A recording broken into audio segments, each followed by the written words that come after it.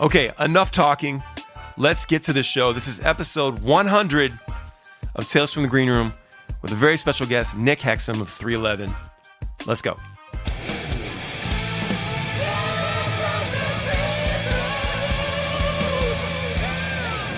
Nick, what's going on, man? How you doing? Real good. Thanks for having me. Dude, thanks for coming on, man. This is going to be episode 100, and I was thinking for a while it'd be cool to get somebody that, so I wanted to be special, I thought it'd be cool to get somebody that like I respected as an artist and like a band that I love, and you were one of the first people I thought of, and so I reached out to Peter and he said you were down, so I was like, hell yeah, this is going to be great. So I really appreciate you coming on the show. My pleasure. Thanks for having me at the milestone as you hit triple digits. Yes. It took me 2 years, but here we are. So, damn, dude. So this June is 30 years of 311. That's got to be a wild thing to look back on, and just think about everything you've gone through. And here we are 30 years later, and you guys are still rocking it and killing it. I mean, it's got to be a great feeling, right? It is. I don't, people ask me, like, did you ever think you'd go this far? I mean, I certainly felt that probably a inordinate amount of confidence in our band, but I didn't think about how long it would go. I was like, okay, we got something special. We're gonna do it. We just gotta get out there. Come on, guys, let's move out to LA. Let's, go all in on the plan. But I don't know if I thought about how long it would go. And now it's kind of to the point of, you don't really walk away from something that's so special. Like, it's not something where you're, normal job, you're like, I have 3 more years till retirement and then I can go do something else. This is something that's such a pleasure to get to bring people together through music, to relate, to share experience, to make that connection. That it's kind of like a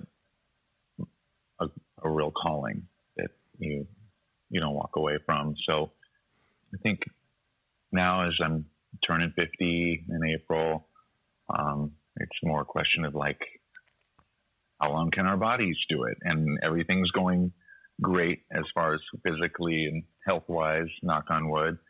A couple of people have had like a torn meniscus here, or bum ankle there, or whatever. So little things, but as far as our health, everything is going really good, and I would see us continuing for quite a while. I mean, we talk a lot about how grateful we are, and it's kind of fun to. Someone will say some little inside joke about sailor's wife. If I say the word sailor's wife, it reminds us of this band that we had, that for some reason she just reminded us of like a sailor's wife, and the way that she dressed and acted, and that became her name. And we just have like so many inside jokes that you just say one little phrase and then you just start reminiscing and go with it. And then God, like, what a trip that we've been able to do this for so long. And we're very blessed. Yeah, man, that's incredible. Yeah, the inside joke thing is, I think I know every band has it. Like, we've got ours. Like, it's always, I mean, it's just packed with like Anchorman jokes and Family Guy jokes, and everything applies to a certain situation. Simpsons references. Yeah. It's like the best, man. And definitely it helps keep the back and forth, the relationship with the band helps to keep it healthy. And because not only are you trying to be better physically, but the mental stress of being with the same people all the time, and on the road and in this little tube for months at a time, it can start to grate on you. And we've kind of got this thing now, like, well, for years now, but like, where, I mean, iPhones and iPads and, whatever else, video games, like, we can all kind of go into that and be in our own little worlds when we're feeling like, all right, I'm tired of these people, like Yeah. I got to get away. So no different for you guys, I imagine. Well, you need to recharge. And for me, like, I like to just have little self-care things that I do to go off into my own world, whether it's like ripping scales on the guitar or going to the gym, and just kind of checking these things off to know that I'm taking care of myself. And then come back to the circle. You know what I mean? Like go off and take care of me. And that probably includes some, naps and Netflix time as well. It's, you gotta take care of yourself. Yeah. Yeah. I work constantly. Like I'm in my studio every day from, get the kids on the bus, and I'm working till usually midnight, a lot of days. And sometimes it just, especially when we're working on a record or something, it's like, I start getting mentally like just stressed out and frustrated, when that song's not coming together or whatever. And I like to take a step away and like play like a video, like a PlayStation game or something, for like an hour or two. Cause it really like, it's kind of like therapy in its own way. It's sort of like you wrap your brain around something else, but there's like no pressure. And I don't know, it's just kind of nice to go away for a bit, Yeah, no, I sometimes I'll go in through like these serious online poker phases where I'm just like, because you just get that, dopamine hit from it where it's fun. I mean, and I used to be into first person shooter games but then I was like, this is overstimulating my brain, because I wouldn't just do it an hour. It would just keep going. And I would like, I have to stop this or I'm not going to go to sleep tonight. So, but there's certain little things will pop up. I enjoy playing poker, but I enjoy playing it with people more than online, because, then you laugh and have more of a bonding thing. Yeah. Yeah, for sure. You're talking about, I know you're into fitness for sure. I mean, everybody saw was it People magazine or something like that? It was, I saw the pics. I mean, you're obviously like, I mean, didn't you like run up the Empire State Building and you do all this crazy shit? Like, that's awesome, by the way. Yeah. Thank you. I basically, some of my highlights are, I ran the LA Marathon twice. I did the Empire State Building race, in which I won for the fastest male in the charity heat. There's like professional stair climbers that would just totally kick my ass. And in fact, there was a faster female than me, but I won in the male charity division. So that was really cool. I don't think I have many trophies, so that was fun. That's a good one.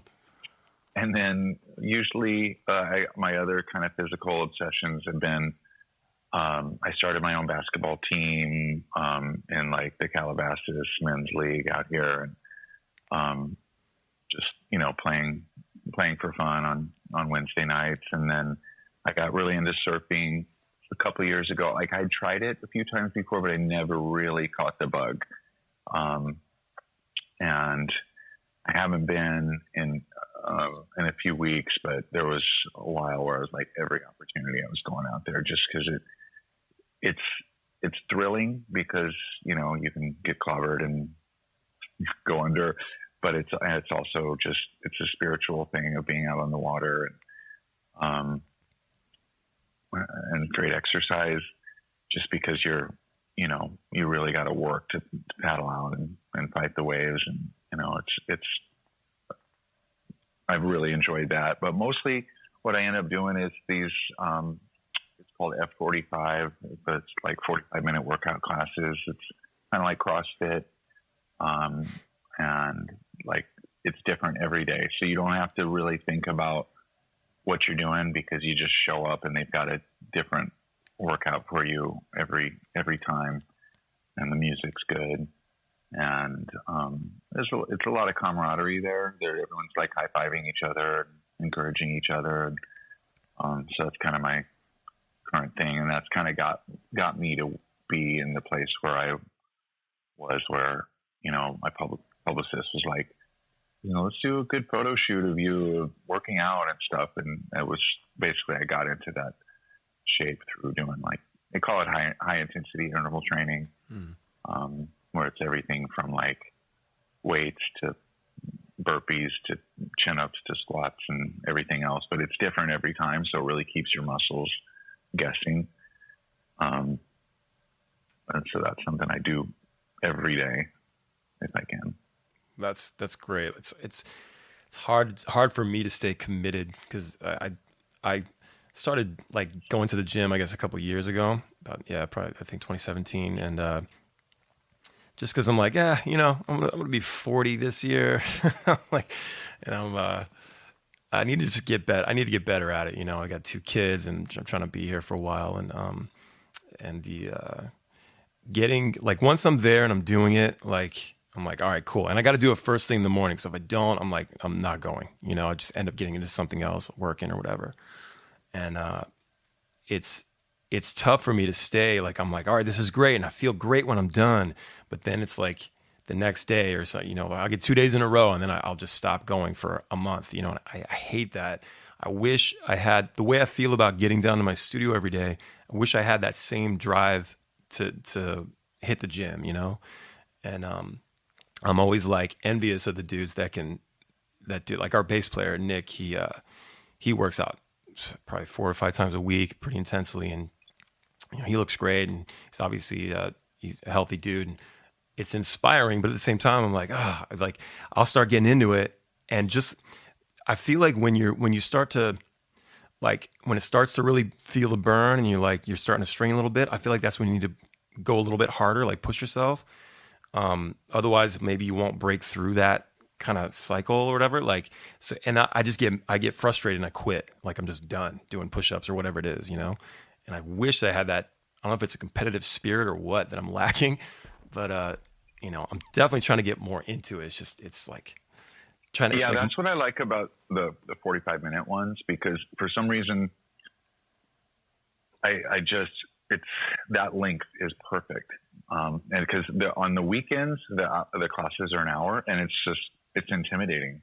That extra 15 minutes makes a big difference. And when I'm on the road, I don't need to work out that long. It's more like 20 minutes. Because the show itself is such a good workout. And if I work out too much the day of the show, then like I can start to feel run down. And there was a time where I was really going for it with trying to get big gains. And I would kind of start to feel like overtraining, feeling like I was like fluish. Like I just was not letting my body recharge enough, like getting into like a workout addiction kind of deal. Mm-hmm. So now I've kind of learned to find that happy medium of frequent short workouts. That's great. Do you feel like you're at a place, you got the gains that you wanted, now you're just sort of doing like maintenance, just kind of keeping it going, or did you trying to go harder or what? Well, I mean, I always let myself kind of slack in the winter time because there's Christmas cookies and, tell me about it. It's colder even here in LA and I'm outside less. And so I kind of made a commitment on January 1st to get back into going to do my class every day. That's great, man. Yeah. I see you, when I catch the shows, it's nice to be able to catch the shows every now and then. Obviously jumping around up there, and it's an awesome thing to see for sure. So you guys have got what are winters like for you? And like, is it kind of like off season for 311? Like, you guys go hard in the summer, and then you've got like, I know you've got some shows coming up, like you're doing the Mardi Gras thing, and obviously 311 Day, which we'll get to, but you guys seem to kind of just have one big tour and maybe some things around it throughout the year. Is winter kind of like all right, everybody just go do whatever you want, and then we'll get back together in February, March, something like that? Yeah, I mean, I think you need those cycles where you have breaks, and then to really kind of reestablish the roots of home and recharge. And I kind of checked it out on the calendar once, and we really only are gone somewhere between like a quarter and a third of the year. So, because people have said like, "Oh, it must be so hard. You're away from your kids so much." And I'm like, well, about a quarter of the year I'm gone, but then those 3 quarters that I'm home, I'm like, I'm super hands-on dad of, you know, practicing piano with the kids and getting ready for school and going to the beach, and so it is a different kind of schedule that most people have, but I wouldn't change it. Yeah, it's the kids thing, man. That's when things got really tough. Like we've been on tour for 14 years this year. I mean, we've been a band for 25 years this year, actually. Started in 95. Nice. Yeah, it's crazy. But we didn't actually start touring until 06. And so this was 4 years before my son was born. And, that was just the way it was. And once the kids came along, then it started getting really weird and hard. And like and now it's like, they ask me, when are you coming back? Or how come you have to leave? And it's just like awful.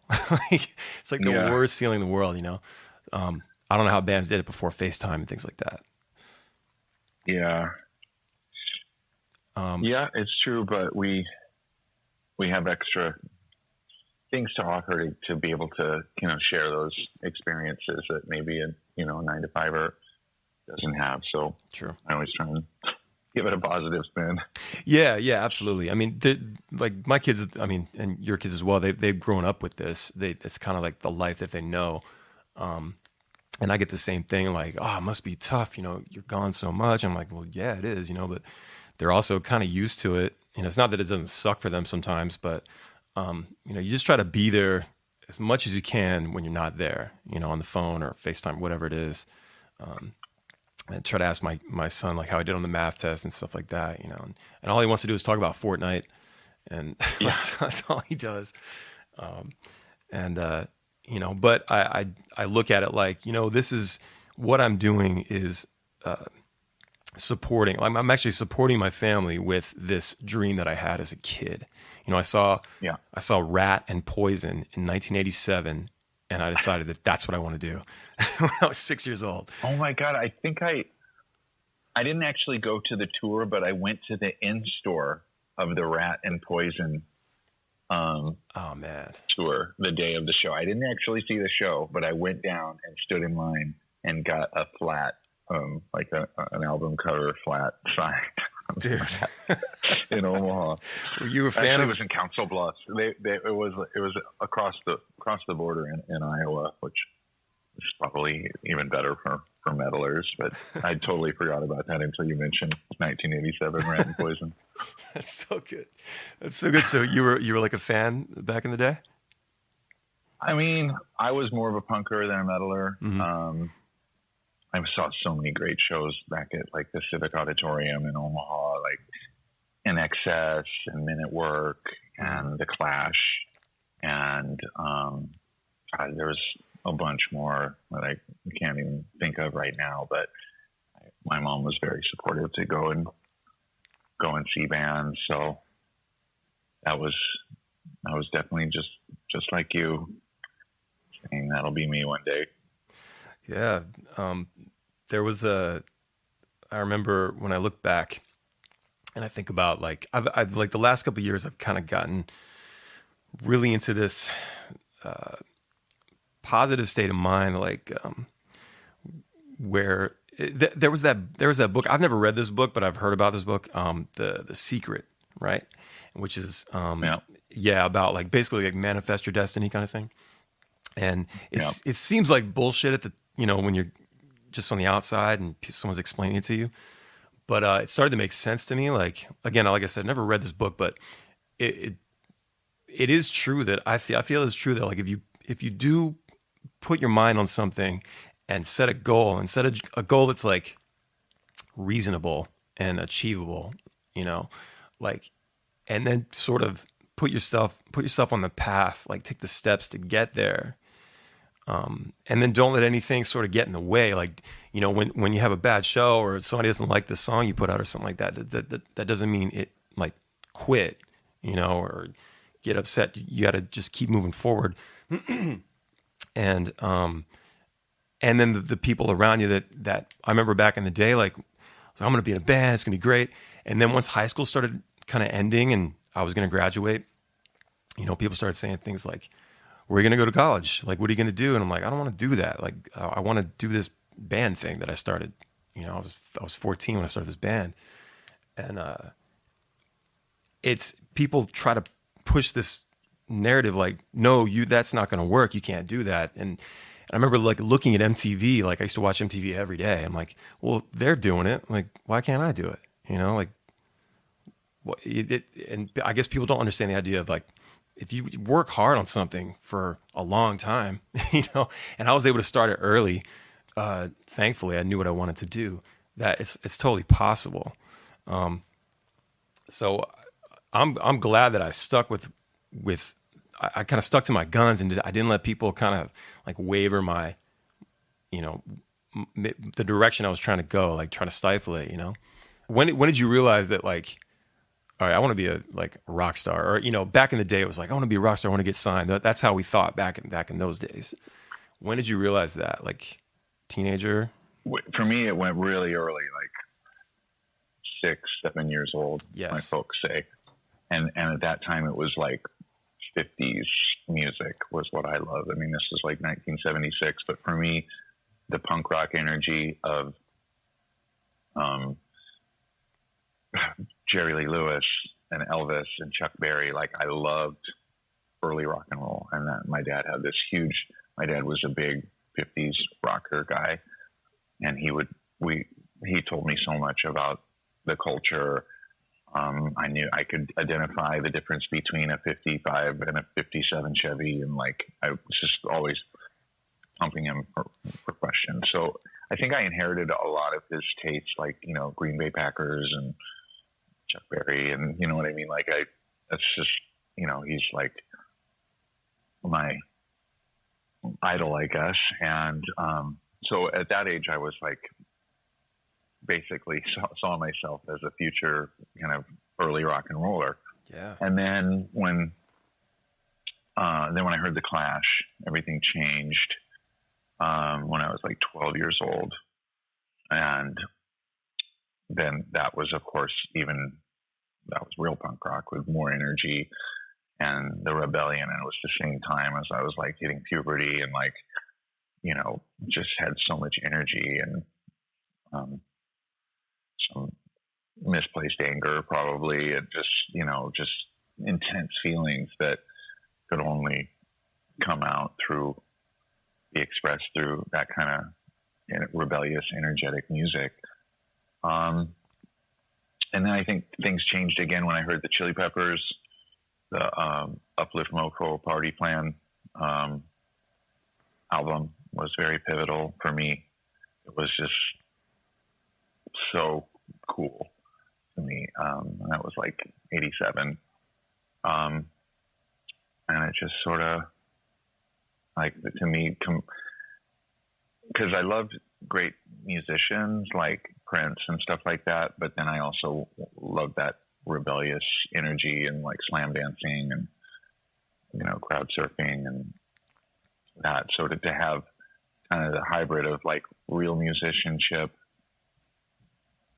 with punk rock energy, like that to me was kind of where I was at. And then I also loved like kind of very much what people might consider softer music, like old jazz and standards and Billie Holiday, Sinatra and stuff like that. So I also loved crooning, and I was also, you know, playing like in the school jazz band and stuff like that. So I'm just kind of, those are some of the influences, and I wanted to make some music that kind of checked all the boxes, that had like heaviness as well as thoughtfulness and some kind of mystery,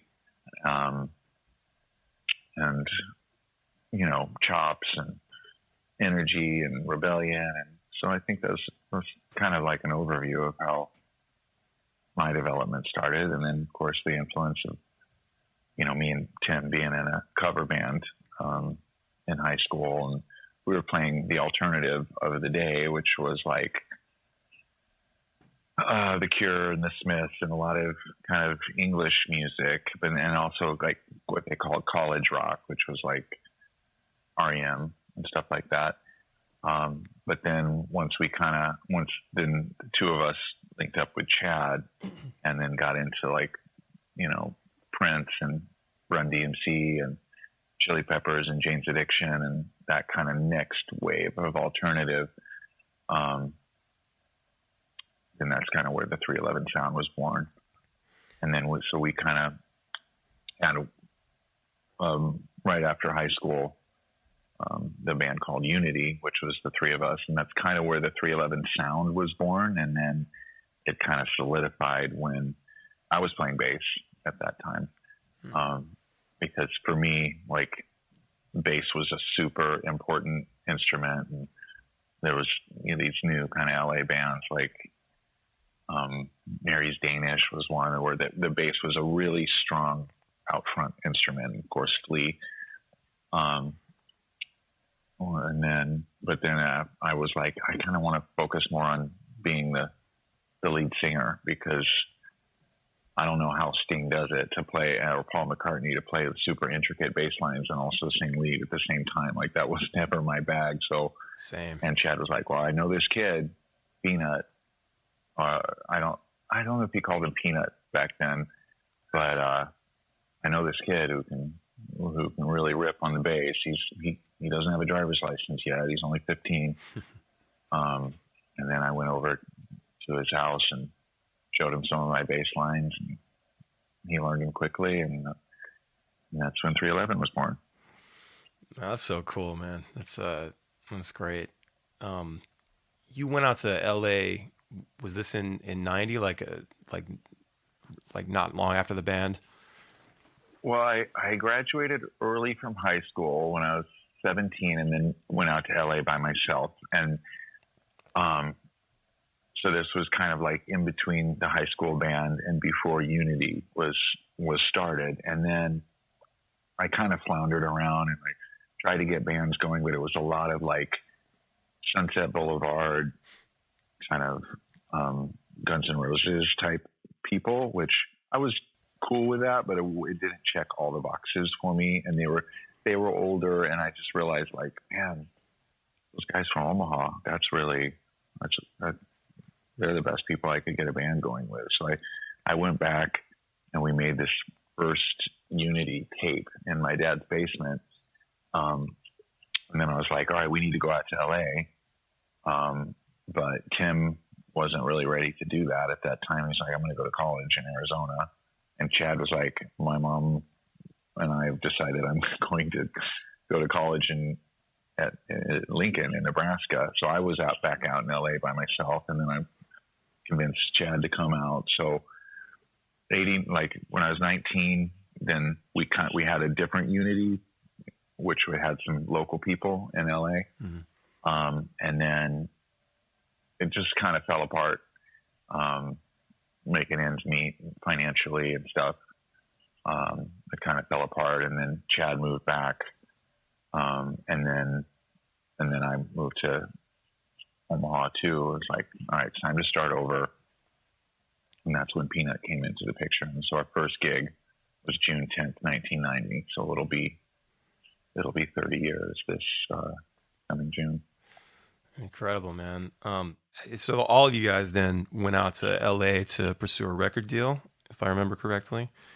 Yeah. So like 90 and 91, we were playing around Omaha and getting a really big following going and making independent albums.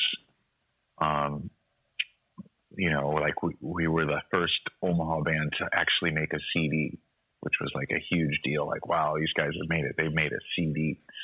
Because before that, it was just cassettes. And then we started selling a lot of like package. We played these at the Ranch Bowl, these New Music Mondays.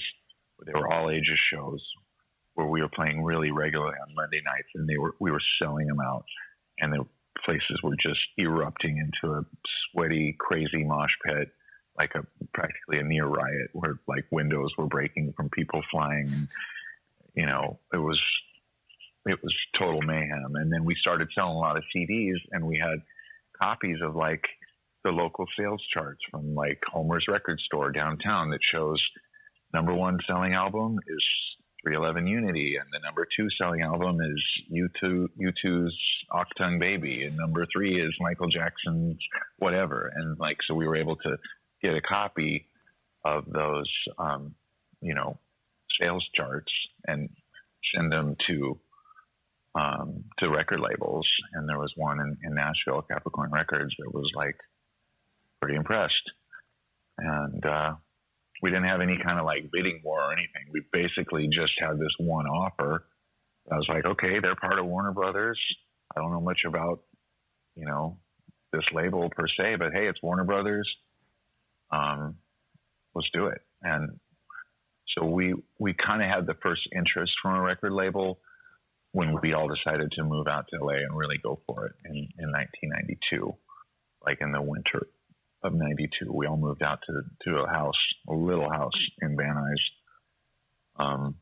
But it had a pool, and we attempted to grow our own cannabis, because that was always a big part of what we did, was get high and rehearse and write songs and geek out. And we just kind of barely made ends meet, and were able to just get enough money from the record company to live. And then we were working with Eddie Offord on our first record, who was, you know, he'd worked with John Lennon and done all these albums, these progressive prog rock albums like Yes and Emerson, Lake and Palmer and this kind of stuff. And so he got us. He appreciated where we're coming from, and like the kind of the chops that we had.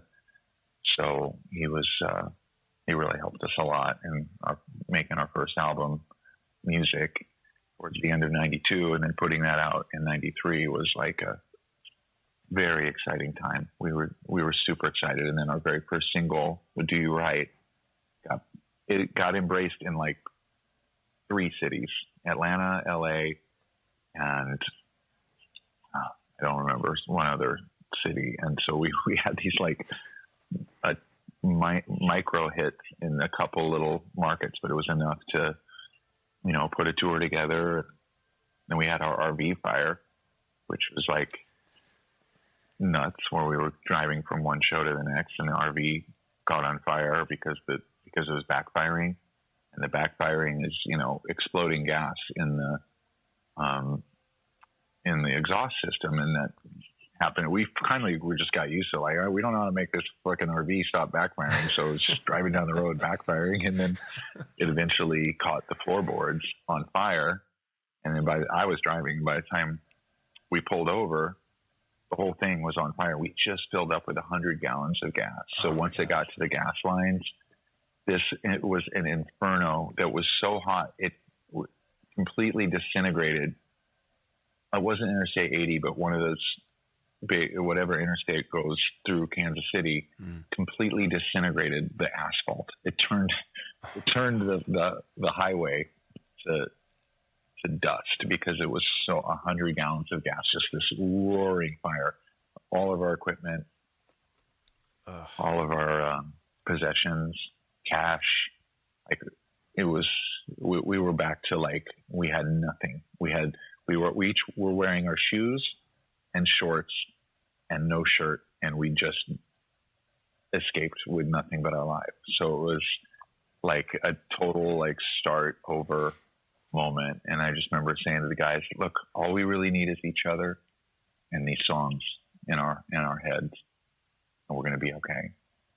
But it was terrifying, as you can imagine. I mean, I had to jump through flames because I was the last guy out, since I was driving, and the flames were coming. There was only one door. It was halfway down the side of the RV, and the flames were leaping up for the whole length of the door, and I had to jump through fire, and I got burned on both sides of my body.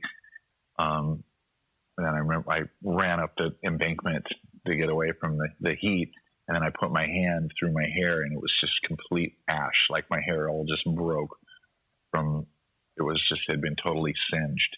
Oh my God. And then we just stood there with our stuff all going up in flames. We didn't know what to do. And so it's like, all right, let's ask somebody for a ride to the airport, and then we'll rent a car and drive to Omaha. And it was crazy. Wow, man, that's so heavy. I was going to ask you about this because I've always heard this story in the lore, you know, every time I see an interview or something from back in the day, or like that first enlarge the show detail, all that stuff. Like, that's intense. Like, I haven't heard it that detailed before. It's like, yeah, wow, man. I can't even imagine. Like, our van caught fire. I was driving earlier in the day, and it's nothing compared to what yours was, but like, I was doing like 90 in a van pulling a trailer, which is fucking stupid. But like, it was up to this down. That's part of the problem. We were towing Tim's Volkswagen van full of our gear with an RV. So it was like way too much stress on the engine. I mean, we didn't ask anybody if you could do this. We're like, hey, it's got a trailer hitch, and we can buy this other thing to put on the front of the van and make it down the road. But it was just like way too much stress. But God, that is insane. And then to watch it all go up, like there was nothing that was like everything survived. Like the van was fine. It was like the undercarriage was kind of, we had jumped out. It was nighttime. Like the flames were shooting out the sides, and we all jumped out like really fast, and we were able to put it out. But like at the time, like, cause I'd actually blown the transmission earlier in the day, and there was a big hole, I guess, in it, and it was spraying transmission fluid all over the exhaust, and that's what started the fire. And that'll do it. Yeah. And so like my buddy's driving later that night. He sees flames. He goes, everybody get the fuck out of the van. And we pull over as fast as we can. We jump out. We're wearing shorts, like no shoes, no shirt, no nothing. I jump out. I land on like this little thorn bush area, of course, right where I land my feet.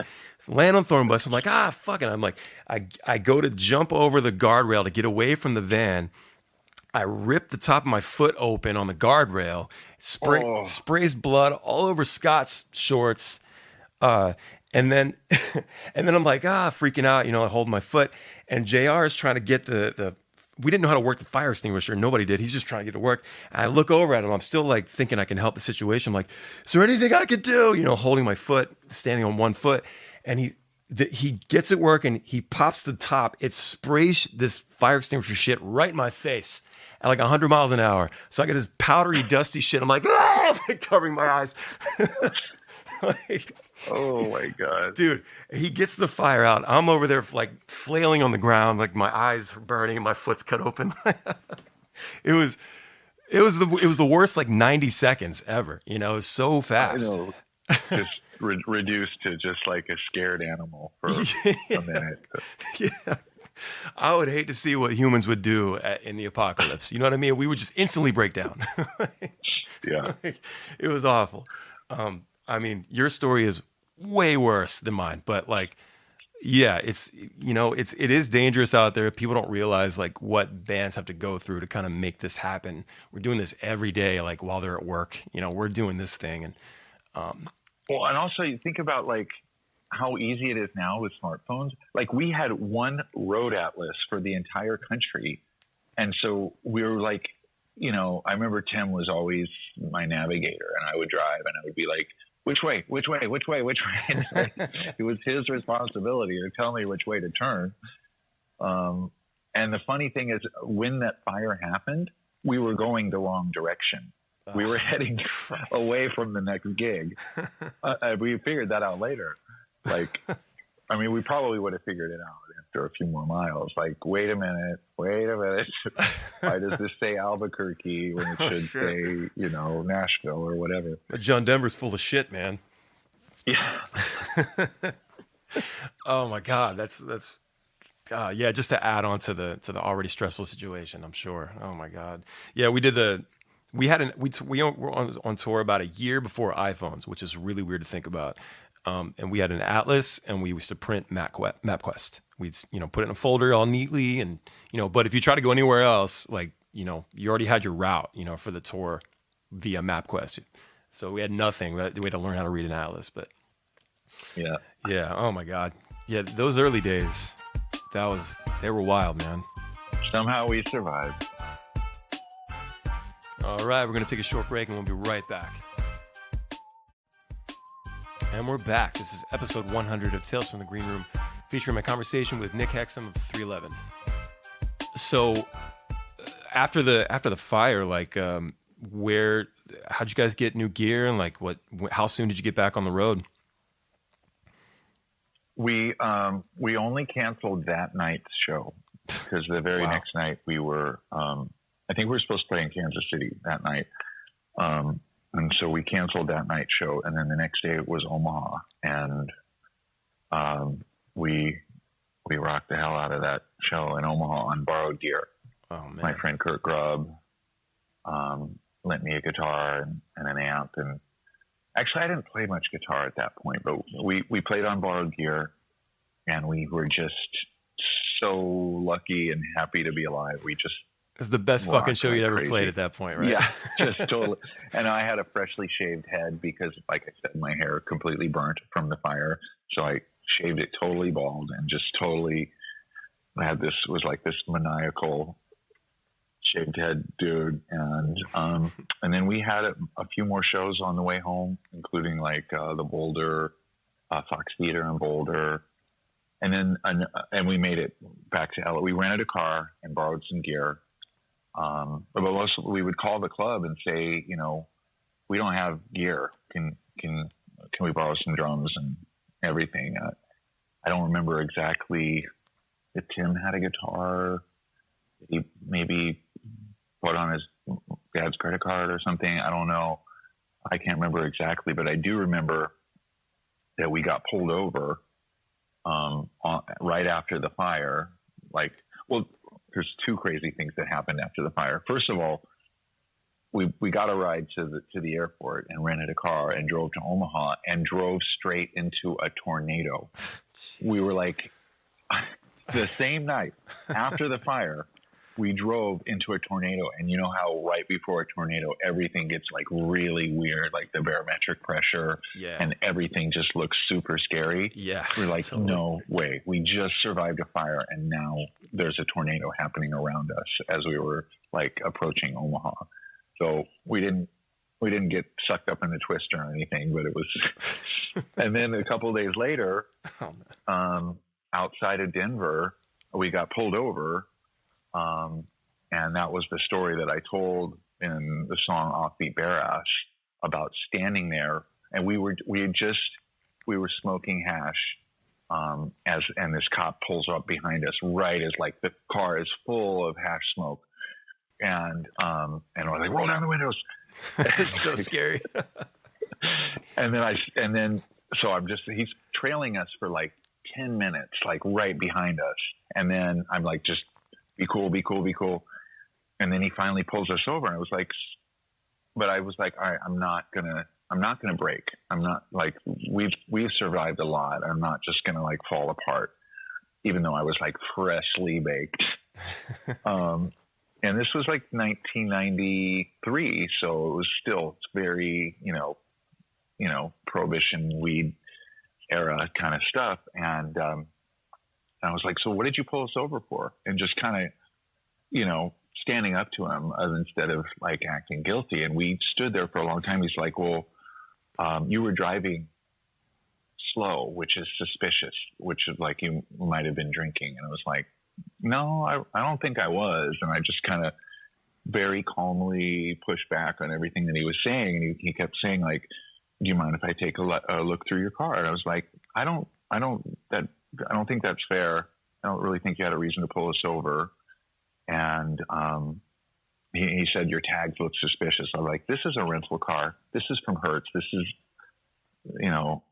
everything's in order. Here's my license. Here's my papers.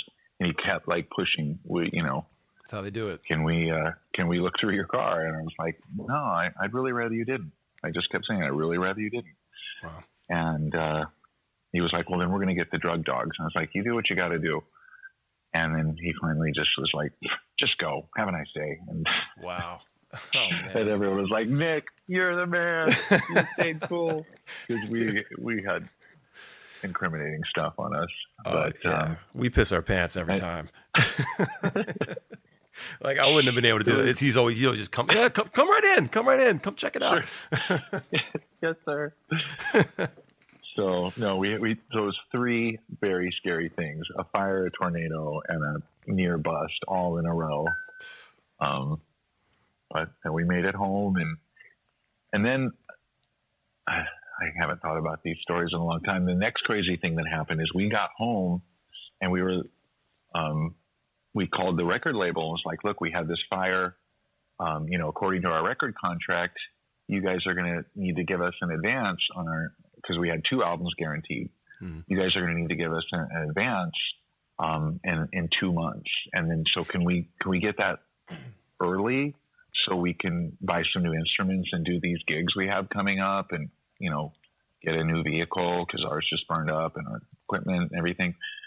And he was like, only if you sign away all of your publishing. Whoa. And I was like, yo, that is so uncool. No way. For you to leverage this personal disaster, our own tragedy, for you to make a bigger cut of I was like, wow, fuck no.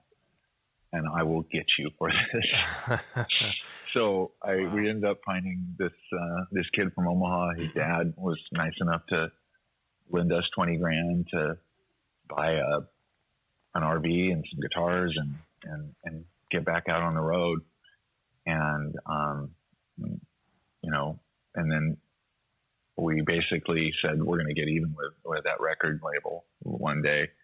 And so then there came a time about 5 or 6 years later where Capricorn Records was, they didn't have a distributor. And I was like, you guys, we have an opportunity right now, and they've been screwing us over.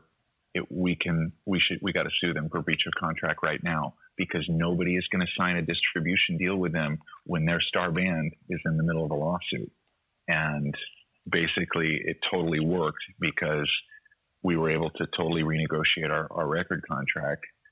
And I wouldn't normally have done that, but they had just behaved so unethically. Right. With, leveraging the fire against us. And so then when Jive Records wanted to buy Capricorn Records, and we said, well, we're only going to drop our lawsuit if we renegotiate our deal and make it. I mean, record deals were such a screw and back in that day. Mm-hmm. So we were able to turn it into something more fair. And we said, and we're only dropping this lawsuit if that guy over there, the one who tried to leverage our tragedy, is no longer involved. And so we basically put him in retirement. Wow. For that. Yeah. Dude, good for you, man. That's fucking horseshit. That's insane. It was so uncool. We were just like, so uncool. You got to give us the money anyway in a couple months, according to the contract. We just want to be able to go do our gigs. But yeah. No, he tried to leverage a tragedy. So, man, what an awful person to do that. That's terrible.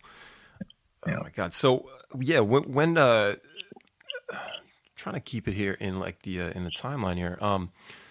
So then you did Grassroots and then the Blue Album, and was there like obviously an exciting time, not the tragedy, but an exciting time, like you guys were like, I heard a story, I think Scotch told me, your wonderful sound engineer, we did a record with him. He was telling me some cool stories.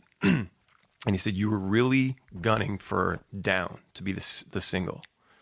And other people were like, well, we're not sure. But you just had it in your head. You're like, this is the song. How true is that? Because obviously it was.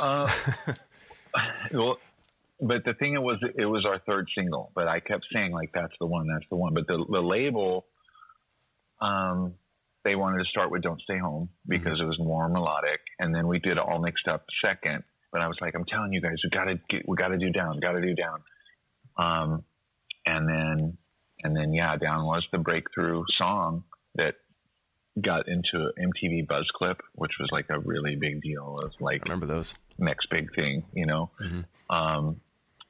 And then we were already like, even though it was only 2 or 3 years between getting signed, and it was like 2 years, like 93 and 94, we were building up through kind of grassroots means, but then it was just this like simmering, bubbling up thing from our fan base all through grassroots means. And that's why we named the album that, is because we weren't getting any help. On our second album, we got no help from the radio at all. And so we're like, that's okay. We don't need them. We're going to be grassroots. We're just going to tour. And we put our equipment in storage. So we didn't even have like a home. We lived on the bus. Like, we graduated, at least we were able to afford like a really crappy old Nashville Eagle bus. But to us, it was heaven, because we, you know, had an actual bus driver instead of me driving the RV. And, but then when we got that buzz clip on down, and then we played on David Letterman, and it was a really exciting time where the shows all of a sudden just exploded size-wise. I mean, they'd been building. We were happy. We were just like, this is plenty. And then they really exploded. And then there was a lot of people who were like, you guys sold out. You guys sold. And I was like, but we're still doing the same thing we were doing. Like, just because more people like what we're doing, that makes us sell out. But it was this really crazy thing that people said we sold out by, I don't know what, but it was just because more people liked us. So, you know, we just ignored that, because we knew we were doing what we loved and making music from the heart. And that's really all you can do, is have that authenticity and follow the muse where it leads you. And that's what we've always been doing. But then after the Blue album that had all those singles, then we were like, all right, let's make something pretty weird and artsy. And we were getting really into like trip hop, you know, Massive Attack, and this kind of like fusion of reggae and electronic kind of dubby kind of music. And that's when we made the Transistor album. And then a lot of those, so much. Thank you. A lot of those new kind of part-time mainstream fans was like, 311 sucks now. They used to be hard. They used to be cool. And now it's this like, and Transistor was poorly received at first. But then it all it got rid of the fair weather fans, and then we started really truly building our core that has lasted through today, and it's been pretty consistent through then until then. I mean, even our biggest songs like Amber, it just kind of made the shows a little bigger. It was kind of like a gateway to invite people into our music by hearing us on the radio and stuff. But we've always just been trying to keep it pure, make sure the music's from the heart. And it's been remarkably consistent. That's what we're proud of. Like, there's other bands that blew up way bigger than us, but they didn't have that consistency. And for us, we're about enjoying the process of making music from an idea to jamming on it together, to recording it, to putting it out, and then playing it live until it really becomes a fabric of people's lives. We just enjoy that process. And so for us, it's about how long can we do that process rather than how many records can we sell at, you know, one short period of time. Because there were other bands that burnt so much brighter than us, you know, your Limp Bizkits or whatever, that were like just everywhere for a while. But for us, we're much more happy to have just been the consistency. And that's really just all thanks to our awesome fan base that is ready to really listen to what we're doing, rather than being fickle and just being on to the next thing. You know what I mean? So we always want to express our gratitude and let people know how, you know, stoked we are that we've been able to do this for so long. and having a 30-year anniversary sort of really makes you think about all those issues. Yeah, I can tell you as a fan myself, like you've definitely like the music is you've helped a lot of people, you've touched a lot of people, and I'm definitely one of them, and it certainly shows in there's a type there's like a type of person, there's like a common denominator with everybody that I meet from your fan base, because it's like it's just love, and everyone's just like appreciative, and you push this positivity, and it aligns with so many people. You see it on the cruises, and not long after so like in 2000 you started 311 Day, right? So like it's like here we are 20 years later, 20 years of 311 Day.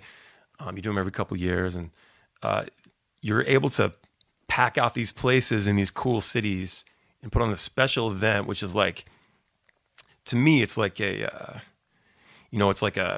a fan service thing. It's like, this is how much we love you. Thank you so much. We're going to give you everything we've got for the next, 5 or 6 hours, whatever it is. Or now it's like, I mean, these things are like multi-day events that you guys are having, but it just shows that you guys are willing to commit, and you guys will go back through. You have a huge catalog. You have so many records, and how many records now? You like 12 or something? 13. 13? Jesus. So you guys have a huge catalog, and you guys go back and dig into all that stuff. I get scared when I'm like, what do you want to hear? And they're like, something from like our first or second record. I'm like, I don't fucking remember how to play that. Like, I'm so sorry. And I'm like, I really apologize. But like, you guys will really dig in and commit and just like relearn all that old stuff and put on this huge show. I don't know. You guys are that band, for a lot of people. And it's really cool to see that. And when we got introduced to your fan base in 2008, we did 2 shows with you guys in it was Rolla, Missouri, and it was what was the other one? Oh, Columbus, Ohio. It was over St. Patty's Day weekend in 2008. First shows we played with you guys, and I was like, we were all nervous as fuck. I was nervous. It was crazy. We didn't even get a sound check. It was a weird kind of night, like the way it was all kind of thrown together by the promoter. And like Story of the Year played that night too, which was kind of weird. I vaguely remember that. Yeah. Okay. Yeah. And didn't they do flips on stage? I think so. Yeah. Okay. It was like, I remember. I just remember us being, in a this has happened obviously for a lot of opening bands, but all my shit's falling apart. We were in a front line. It was the whole band was in a line. Story of the Year stuff was right behind us because they brought a drum riser as well, and then you guys had your whole setup and stuff. And we didn't get a sound check. We didn't even get a line check. And it was like, all I wanted to do was put on an amazing show for one of my favorite band's fans. Like, I didn't want to look like a chump. We worked this hard to get here. And now we're going to, and someone said at the end, like, it sounded all right on like the last song. Like, it was, just got it together before the end. Yeah. Just those opening band woes, we've all had it.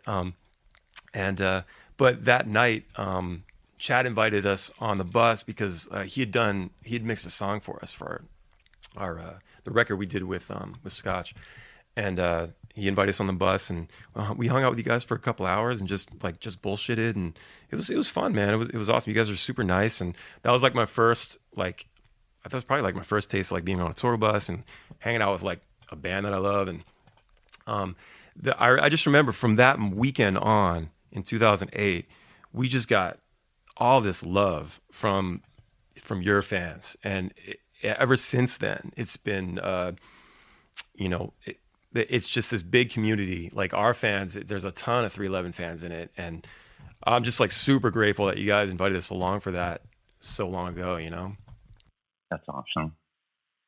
Yeah, we have a special mentality in our fan base, and obviously the attitude of just positivity connects with your fan base too. You know what I mean? It's like sort of like like-minded people. So it's nice when, we've seen other bands come up and walk parallel paths and share some stages, do the cruise, all that kind of stuff. It's really cool. It just makes more milestones to look back on.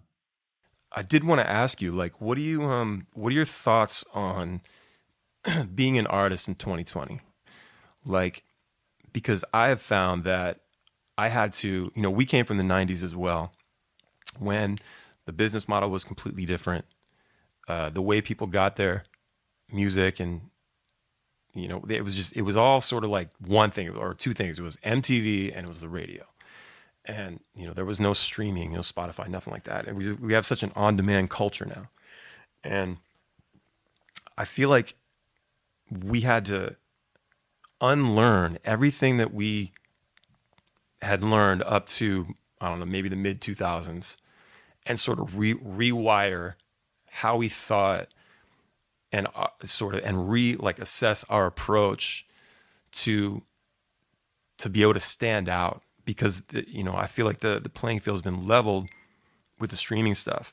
And at first I was kind of bummed out because, obviously the pay is different and things, but then I started thinking like, well, we didn't really make any money before, this, and I had my stuff on CD, baby, so like, it wasn't like we were making a ton of money before, but like, I then came to realize that, this is just, you need to embrace the future. And, if you fight it, like, bands like Tool and I think Metallica and even like the Beatles and maybe Zeppelin, they all like held off of Spotify and stuff like for as long as they could, I think. And then I guess maybe they realized, or someone in their camp was like, look, we should really do this. It's like the way of the world now.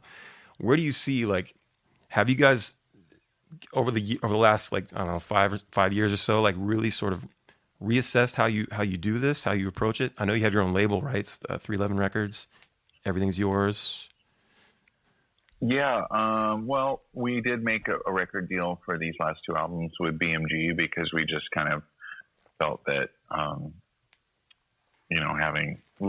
farming out the promotion to them makes our life a little bit easier because Sure. You're always going to have a label. It just basically puts a lot more work when you do your own label on the managers. Yeah. So we wanted to, spread that out a little bit, but yeah, you do have to be nimble and not deny reality of the way things are changing.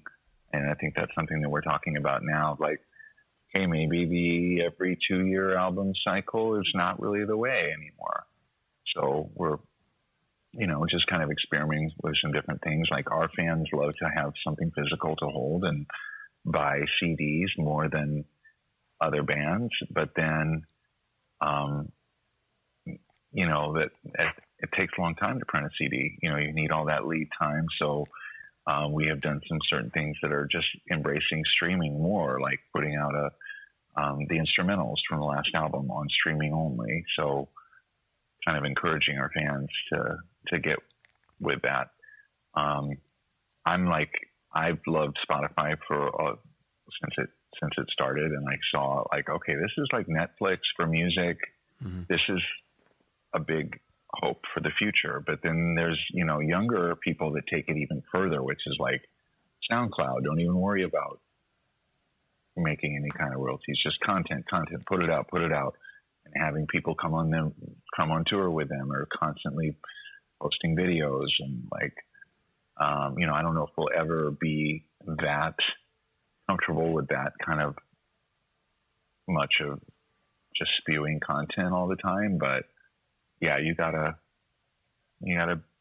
be open to the ways of the world and not deny the reality of how things are moving forward. And to me, I enjoy the convenience of digital music. I have vinyl, but I end up listening to Apple Music and Spotify all the time.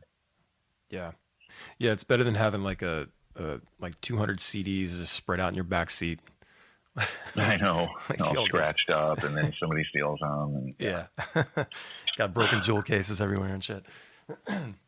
Those are the days. Man, so you guys got 311 Day coming up. what's going on with that? Peter tells me you guys have got some really cool stuff planned. What goes into making a 311 day? Well, it's the one gig we have to rehearse for the most because it's where we dig really deep, and it's what I always say. It's kind of like when I run a marathon. Before the work is in the preparation, and then when you get to the actual day, it's like it's a victory lap because unless you're not prepared, but we always make sure we're prepared. Having both rehearsals, everybody practices on their own first with, we've already got a rough sketch of a set list together. And then we practice at the Hive at our studio together. And then we have production rehearsals at the actual theater ahead of time. So, but it's fun because we get to go crazy with the production and have it be like a real audiovisual experience. And at a level that we couldn't normally afford. We get to be like a super band for the one weekend. And so now that we're expanding 311 Day into 3 nights for the first time, there's a lot of possibilities and a lot of preparation. But it's a labor of love. Yeah. The production, I saw like videos and pictures and stuff from the last one, and that looked like insane. Like just graphics everywhere, and like you converted the stage into like your dad's old basement or something. Like that's amazing. Yeah, that's so cool. Yeah, there's definitely some surprises in store that I cannot reveal. Sure. No, that's great, man. I'm so glad. And then I guess finally, what else are you working on? I know you've done some solo stuff. You had that solo record, and then did some stuff. George Clanton was his name. Yeah. Anything else going on? Yeah, that was. We've got a few more songs coming out. And he's just like 311 is his favorite band, and he's friends with Evan, our band assistant. He's great. Who's Essay's nephew too, and when he came to a show, he let me know, hey, this guy George Clanton's coming to the show. Here's a link of his music, and I listened to it. And I was like, this is really creative and cool and trippy and different. And so I met him backstage, and then I was like, hey, let's put a song together just for fun. We'll just send some stuff back and forth, see what happens. And then so it's turned into a handful of songs, and I actually did a surprise performance with him at his show in LA, and it was really cool. It's a much younger fan base. Clanton is considered like one of the founding people of this vaporwave sound, which I wasn't really familiar with until I met him.